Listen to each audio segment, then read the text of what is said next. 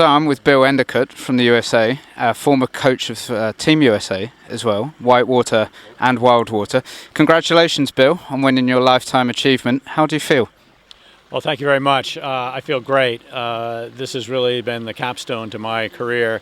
I started so long ago in 1968 as a sprint paddler. Didn't even know that whitewater paddling existed at that time.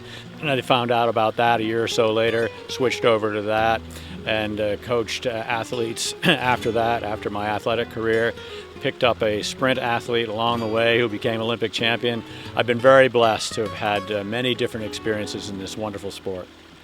And where do you hope to take the sport from now on? Are you working on any projects coming the next year? Well, at the moment I've been hired as a consultant to the American Canoe Association to help advise them on, they're trying to form a partnership with USA Canoe Kayak, and I've been advising them on certain ways that they can improve the sport.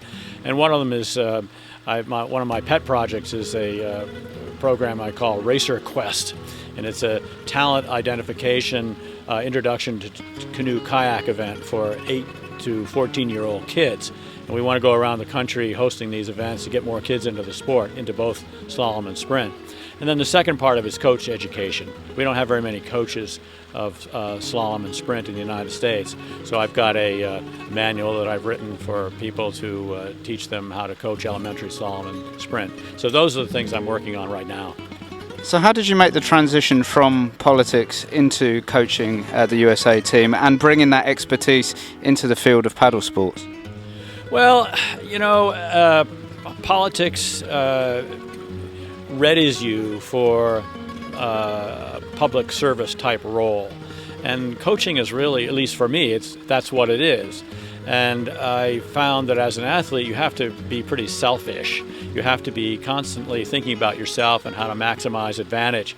But as a coach, you have to be selfless. And you have to think about constantly, how can I help these other people?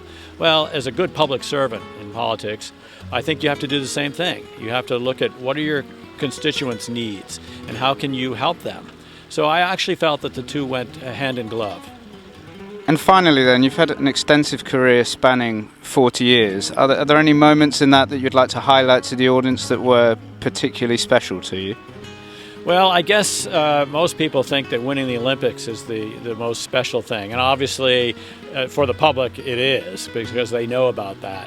But for me, it's just going out every day and either paddling myself or coaching kids who are paddling or, writing about the sport. To me, that was the greatest and has been the greatest enjoyment, and I'm sure will continue to be the greatest enjoyment of the sport. So the Olympics is great, and the World Championship medals, all that stuff's really great. But just to get to do the sport day in and day out, that's the best part. Bill Endicott, Lifetime Achievement, thanks very much.